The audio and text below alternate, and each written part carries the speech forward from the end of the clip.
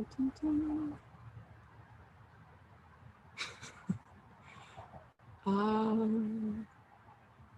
right, we're live. Yay. Okay. Hi, everybody. Welcome to Hiking My Feelings virtual campfire number 51.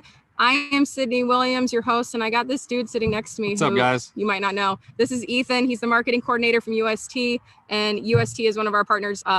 I was about to say my favorite. I don't think I can play favorites, but you like, can say okay, that, though. It's fine. My favorite outdoor brand in the whole wide world, UST. And I'm not just saying that because Ethan's sitting next to me. It is true. They are our premier sponsor for the Take a Hike Diabetes campaign. We're in Homewood, Illinois, which is home of the Kickapoo and Peoria people, ancestral lands of those folks. And we are currently in Homewood, which is just off the Chicago Outerbelt. We have hiked 41 miles of 220 miles so far.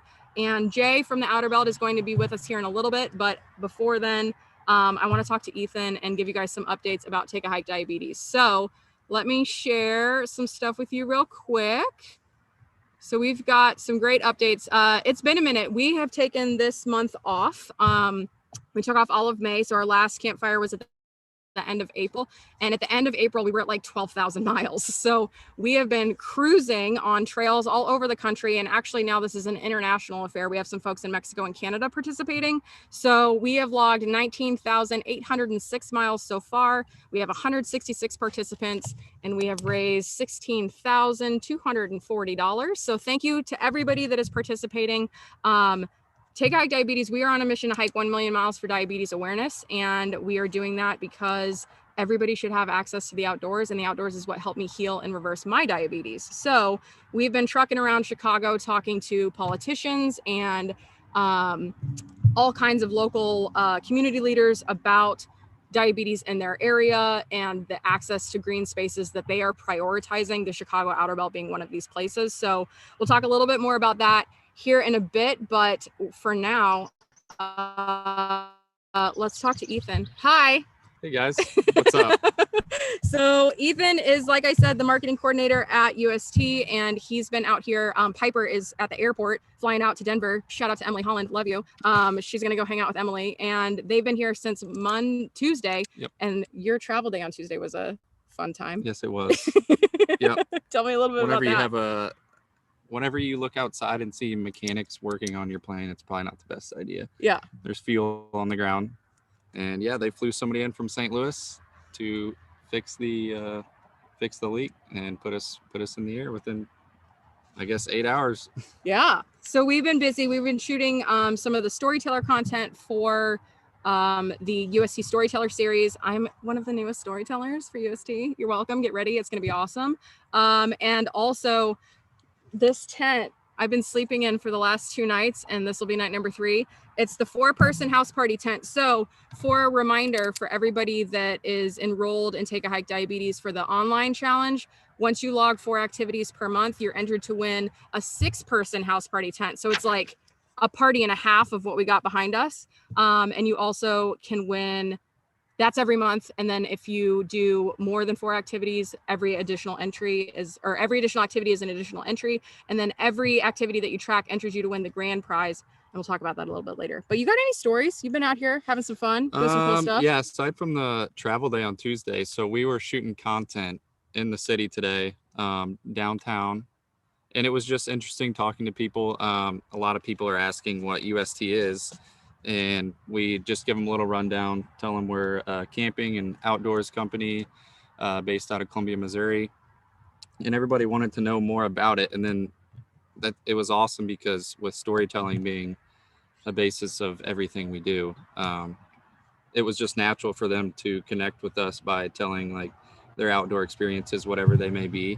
And it was just really interesting because we were setting up some tents around the Navy Pier.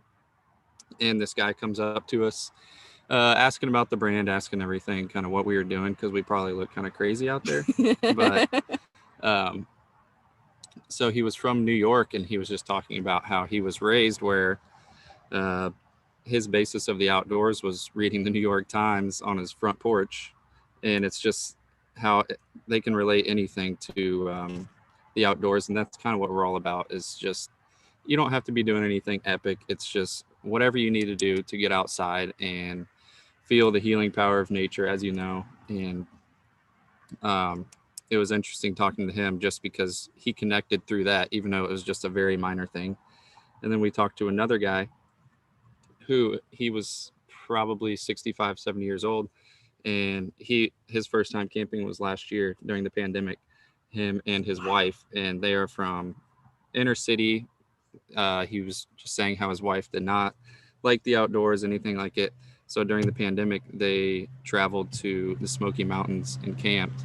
And he just went on and on about how they were camping by a stream in the Smokies, and his wife ended up loving it. And now they like camping. Just last year, that just, it's forced people to find new things and just do what they were comfortable with. And I think that was awesome that they resorted to, even living in Chicago, they resorted to camping and hiking to combat that. So yeah, well, and I think I didn't grow up very outdoorsy. In college, outdoorsy was drinking on patios, and before that it was like riding bikes and going to the pool. So I didn't really have an exposure to the outdoors until we moved to California. And then like the literal commercials for California that you see on TV are all about how outdoorsy it is. So what was your experience growing up? Were you outdoorsy as a kid? Like, how did you end up at UST working in this space? Yeah, and it was awesome because I grew up like from the office. I was like 20 minutes from the office is where I grew up. So my experience was mostly, so a lot of ours is, I guess I like to fish when I was younger. So I think that's how I would fish with my dad, my parents, grandparents. And I think that's kind of what started it for me. I didn't necessarily just like get up and go hiking or camping. We would take the Jayco pop-up camper out sometimes, but other than that, I think fishing kind of started it for me because I was 5 minutes from the Missouri River, and everyone jokes at work because they asked the same question, and so they started calling me Big Muddy because I was like, I don't know if I like the nickname, but that's how, if no one knows, that's what they call the Missouri River, is the Big Muddy. So I'd say that's kind of what started it for me. And then I kind of realized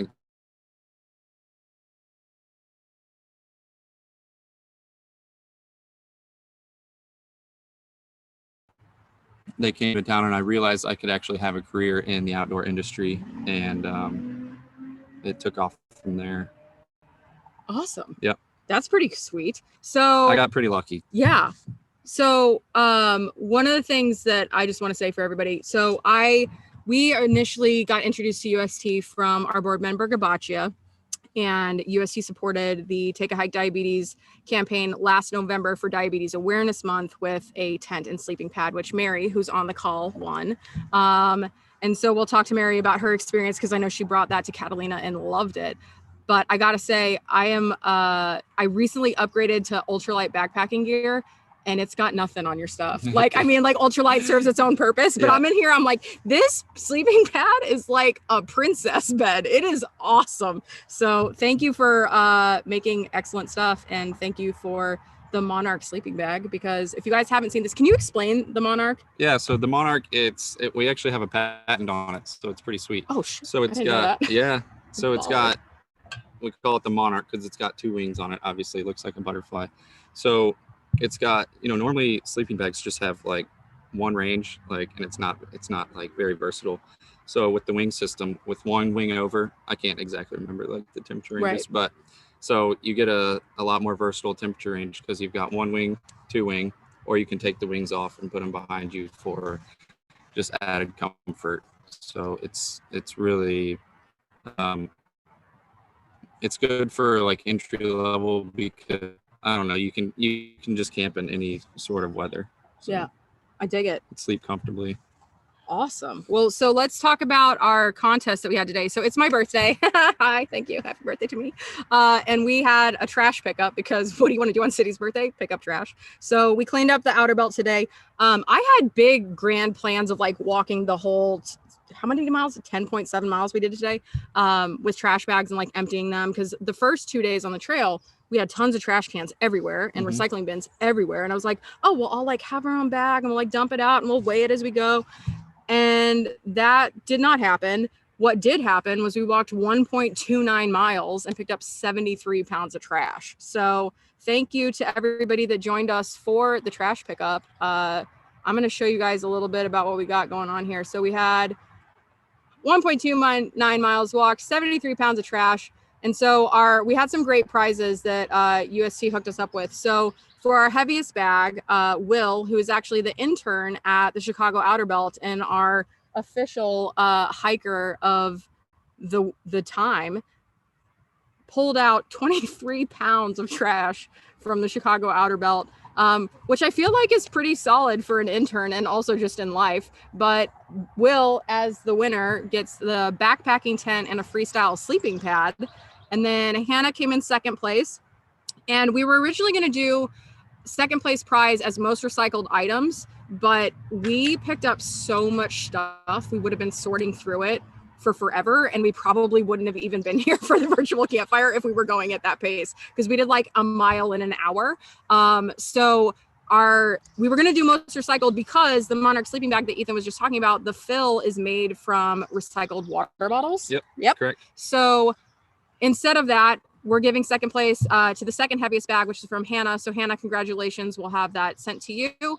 And then the most unique find, Andrea, who joined us the first day, and then she's like, oh my gosh, this is fun. I think I might just keep coming. So she did. She just keeps coming.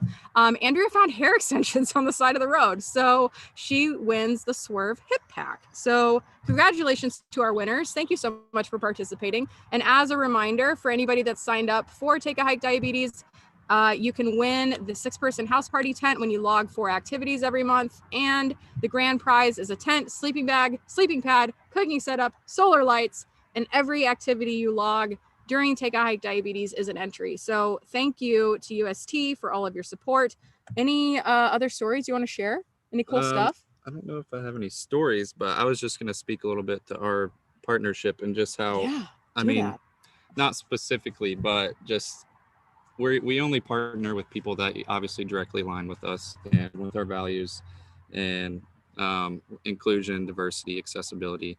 That's what we speak to. So we really appreciate what you're doing, and we like pushing your agenda and supporting that. We let you run the show, but we're here to support you. So we appreciate it. Thank you. We like you guys too. You're fun and you make great stuff. And so for anybody that's coming to our Joshua Tree retreats in the fall, the course catalog will be coming out within the next few weeks, so you can get the dates specifically and sign up for that. But I'm telling you, if you don't have camping equipment and you need it, we have a whole extra setup. So like, we got you. You can sleep in this baller tent. You can sleep on my princess mattress. You can use my butterfly sleeping bag, my Monarch sleeping bag. I got little monarchs on my arms, so it's like super cool. So I'm just saying, if gear is a barrier to entry for you for any of our events, you don't have to worry anymore. Just ask, because we've got a full setup you guys can use. So thank you for being here. No problem. You're awesome. Yep. Any other things you got to say?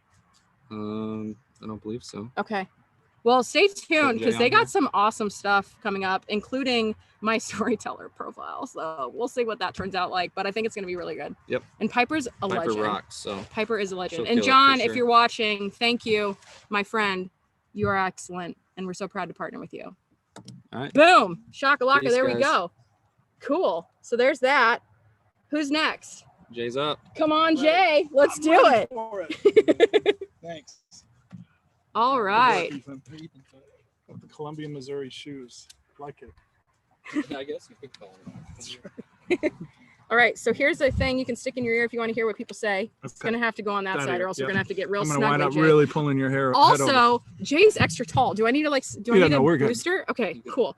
So everybody, this is Jay. Jay Reddy is the president and founder of the Chicago Outerbelt Alliance, which is the entity that is pushing for the Chicago Outerbelt here in the greater Chicago area. I'm going to let you just roll with it, dude. Like, we've done 41 miles.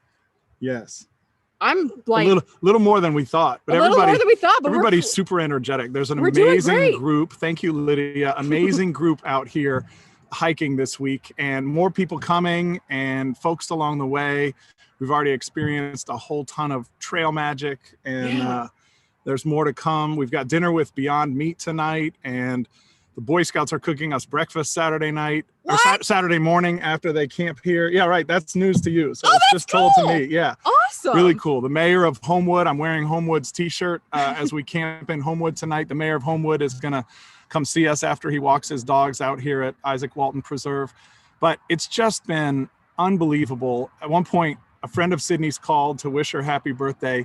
Sydney was telling her about a couple of the Outerbelt Alliance board members that have been with us on the first couple of days. One, an outdoor educator, sort of illustrating all the different animal and plant types that are out there, just totally educational on the flora and fauna side.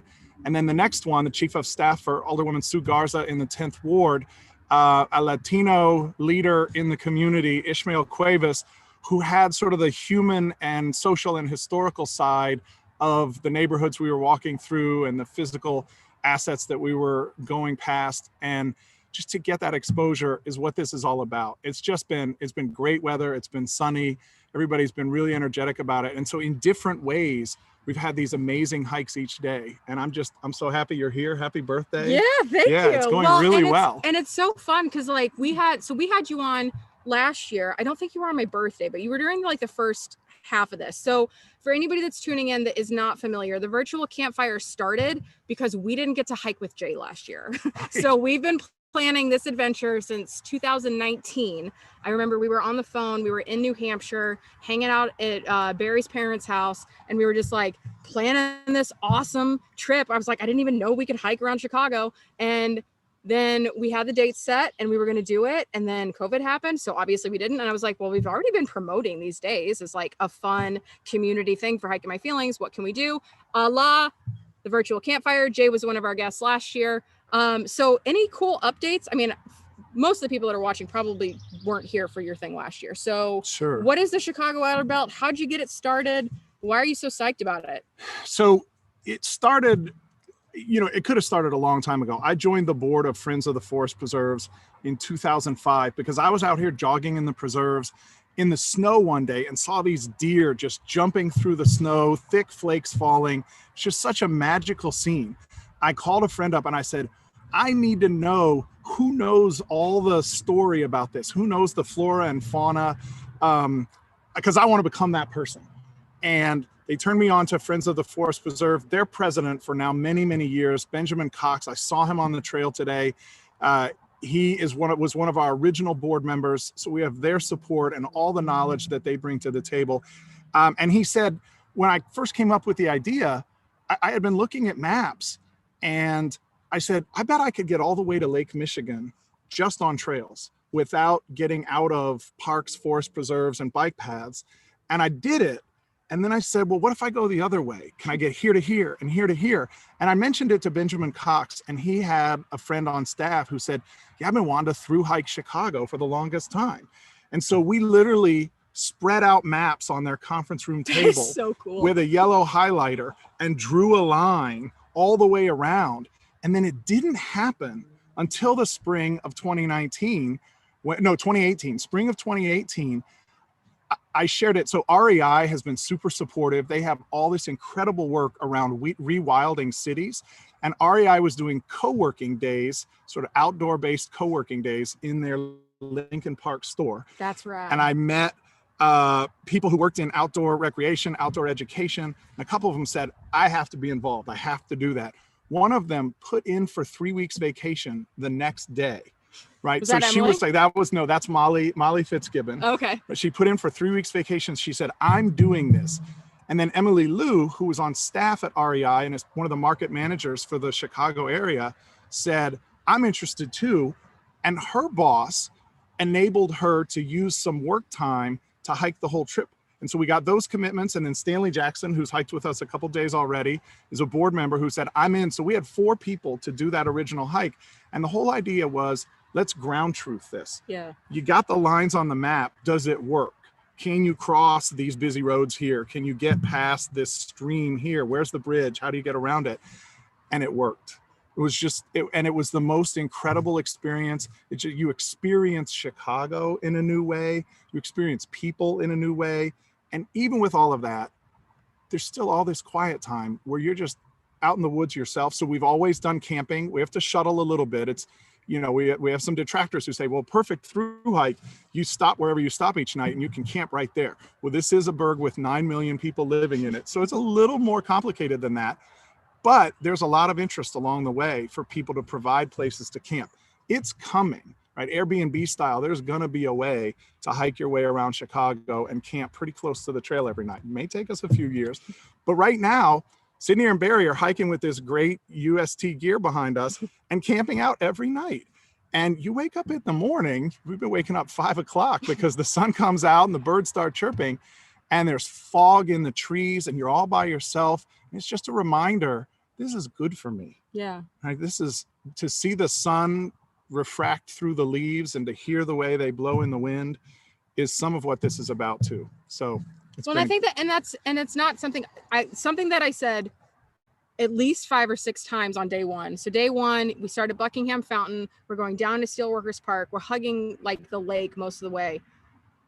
5 or 6 times I was like, I did Chicago wrong when I lived here. Like I started my career in Chicago. So goosebumps. So this whole trip for me is like this big homecoming thing. So 12 years ago, the last weekend of this trip, 12 years ago would have been my 12-year anniversary of living in Chicago. Barry and I met 11 years ago outside of Chicago, but I was living here and we met when I learned how to skydive. And it's just like, there's so much history for me in this city and I wasn't even here for that long. So for people that have lived in Chicago or the Chicagoland area for their entire lives, like we had some gals with us earlier, or Andrea in particular, she's like, I never knew this was here. Like she's posting on Instagram. She's like, if anybody needs a tour guide, I got you. Like because you get to learn all these cool things about the city and just see so many different things. And I think like calling it a through hike, yes, absolutely, please do, because it goes all the way around the city and you can do it in one continuous trip. But I feel like there's got to be some other category for what this is, because it's like the architecture tour is iconic in Chicago. Yeah. Walking tours are iconic. Like there's something better than a through hike, I think. Yeah. Like, because it's not like, I feel like calling it a through hike does it a disservice, not because it's not accurate, but I feel like there's so much more information and experience and history and stuff that you can learn about than you would if you're just like out in the backcountry. Yeah. And so there is a meetup group that's section hiking the whole thing. It's got 700 members. It's just hiking the Outerbelt Trail. Yeah, it's really cool. And it's been a great group of people who each weekend do 3 to 6 miles of it and have patched together almost the whole way around. Great guy named Bill Merker who has put that together and has just been wonderful organizing people. All those kinds of possibilities. Over the wintertime, there was a group called, I'm going to get it wrong, Soul Glow Adventures or something like that, who hiked the entire thing and did a video blog on YouTube. Warm Glow. Now that's the candles. I'm getting it wrong, but you can find them on YouTube, and they've section hiked the entire thing and made a video blog of it. And that opportunity is available to all 10 million of the people, plus all the people who come through and visit. Mm-hmm. Because when you fly into O'Hare, when you fly into Midway, you're a short distance from the Outerbelt. If you're staying in one of those hotels, you're a short distance. You need to get out and get a run. You want to get a hike in. You want to see some nature. You're right there. Yeah. And it's in 15 minutes of almost everybody in the region and accessible. Will went through and created all sorts of nodes to get to on public transportation. So that's different too. Yeah. You can't get to the Pacific Crest Trail in 500 different places within a 200-mile stretch, right, on public transportation. Right. And I think that it creates one, because the mission is to, expand opportunities for eco-diverse recreation. Eco-recreation and diverse populations. Yes. Nailed it. Awesome. Yes. And that's one of the reasons why this trail is so cool, especially for Take a Hike Diabetes. And when we were planning this last year, Take a Hike Diabetes wasn't even a thing. So now we have this extra layer where we just wanted to hike this because it's hiking around Chicago and that sounds fun. But also your mission, our mission, what we were talking about with Ish yesterday when we were walking was like, there are so many barriers to health for people, especially in Chicago's 10th Ward. We were talking to Ish about it and I was like, is this a food desert? He's like, 100% yes. Like it is 100% a food desert. We don't have the resources that other communities have. We learned about how the steel industry moved out of town. Here's the thing, guys, this blows my mind, and I might be the only person that knows this or feels this way, but we talk about the steel, at least I have heard about the steel industry talked about as if this was hundreds of years ago, and they moved out in the 80s. Like there are my parents, if my parents lived here and worked in the steel industry, they would still be alive and be part of that, like just the total exodus of an entire industry. And it's so interesting to hear about that. And for all the reasons that I know that I am very uniquely positioned and lucky to have managed diabetes in the way that I have, because I was well resourced. I had a great job. I had excellent support. I have access to fresh, whole, healthy foods. I live in California where I can go paddleboard or hike or do whatever, tons of recreation available.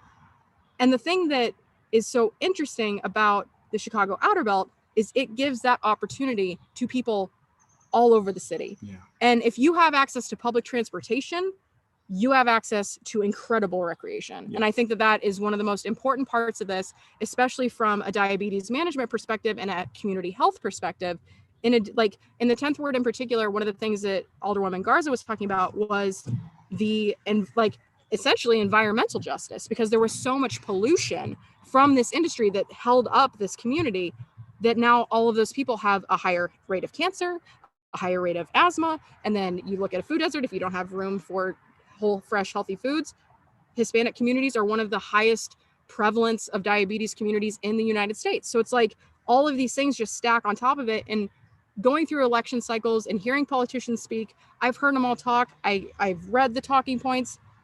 I know where my politicians stand on stuff like that. But to walk through the parts of town that are so under-resourced and hear the reason why, it breaks your heart for one, but it really puts things into context, and it makes local politics, it underlines the importance of the work that like Ishmael's doing, that Alderwoman Garza is doing. So I just love how connected this trail brings the city together in that way. It's really cool. Thank you. That's the goal of it. And I think, as you said, there's been an awakening, and during COVID, it's been incredible to see people flocking to these natural spaces. So here we are in the south suburbs, heavily African-American communities, and some of the forest preserves have just been packed every day during the nice weather. And you realize, oh, there's African-American walking groups, there's people discovering, oh, we have this free public land, public water resource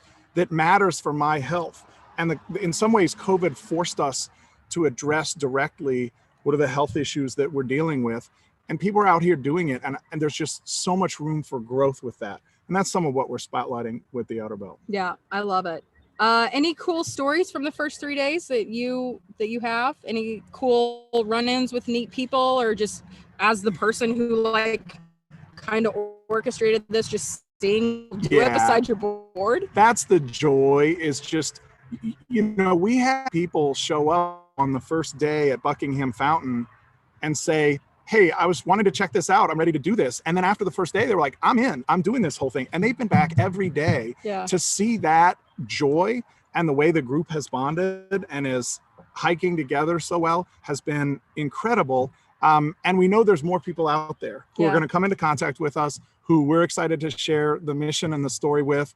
And then it's been different, right? So on day one, there was all this discovery of Chicago that you don't see when you drive down Lakeshore Drive, and it's all right there. But Ish and I were talking about, you ride the bike path down the Lakeshore bike path, and you miss the whole Burnham nature corridor, the Burnham Wildlife Corridor, which is this incredible space that the Chicago Park District has curated. And so that's the Chicago side.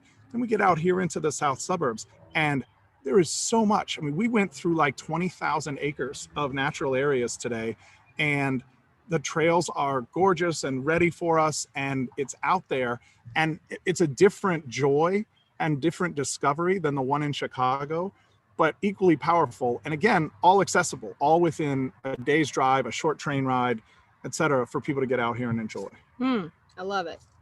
Yay. Man, I was thinking, one of the things that I did not realize about the Chicago Outerbelt was just rewind. I'm thinking to myself, Sydney, you've hiked some pretty tall mountains. You've done lots of miles in a day. this is going to be a cakewalk. We're in Illinois. It's nice and flat. The total elevation gain for this trail, I think, is maybe like a couple thousand over 220 miles, maybe 140 feet a day. Yeah, like not a lot. And every time we went up a hill, I was like, oh, there it is. There's the gain. But like the combination of walking and trails and grass, and it's just like, it's so many different things that you see. And also, I am not good at concrete walking. It is hard. Yeah, it is. It's very hard. So like for anybody that's like looking at this and you're like, oh, it's Illinois, it's fine.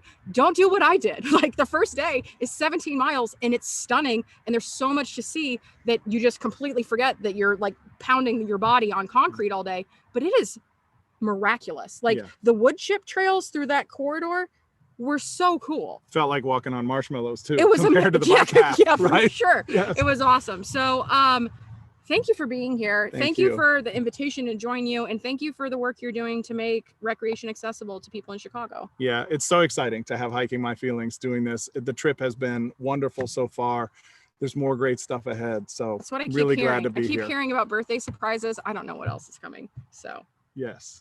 Thank you. Thank you. Yeah. Great. I'll take your ear Who's out. next? Yes. Yeah, who's up? I think that's it. Barry, you want to come sit? You want a birthday surprise? Yeah, I'll come in briefly. Yeah, come in. Come on in. Talk to me about your experience on the Chicago Outerbelt, Mr. Williams. Hold on. Oh, okay. So, which one of these? What? Are you putting it in my face? Maybe. So, yeah. You want an ear? Well, maybe briefly. Can you get the cottonwood off your face? So, it's been cottonwood. It's been snowing cottonwood all day. Yeah. And it's Sydney's birthday. Yes. And we got cupcakes with sprinkles. We did. They're birthday cake cupcakes. So, happy birthday. Thank you. We got 17 more days left. Yes, we do. All right. Well, you hold on to this. Okay. And I have another surprise for you. Okay. We have a very special guest. Okay. To sing you happy birthday. Oh, God. It's not Marilyn Monroe. Okay.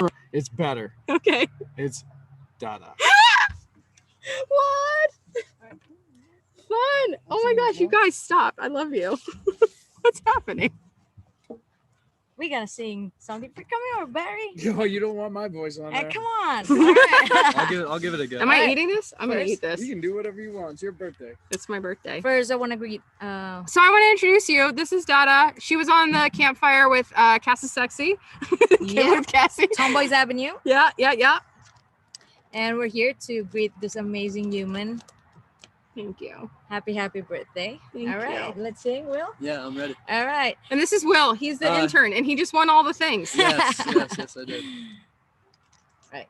I'm ready when you are. All right. You kick us off. Happy birthday to you. Happy birthday to you. Happy birthday, dear Sydney.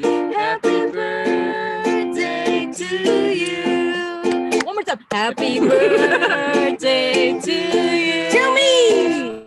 Happy birthday to you. Happy birthday, dear Sydney.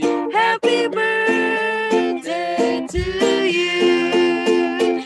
How old are you now? 36. How old are you now? All right, we're not gonna reveal that. You get a cupcake, and you Happy birthday, and you Sydney. get a cupcake. And you get a cupcake. Hiking my feelings, maybe. Yeah. Yeah. Do you have anything else you want to say? I got nothing. You got nothing. Okay, well, Barry's got nothing, so let's do a group gratitude circle. If you're here, put on your camera, We're awesome. and we'll go around and say what we're thankful for while I eat cupcakes.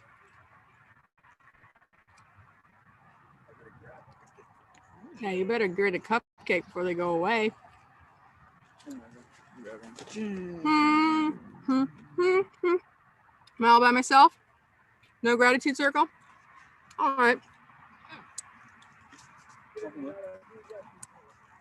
Dada, what are you thankful for? I'm thankful for this life. I'm Yes. thankful that I'm here in Chicago right now, Yes.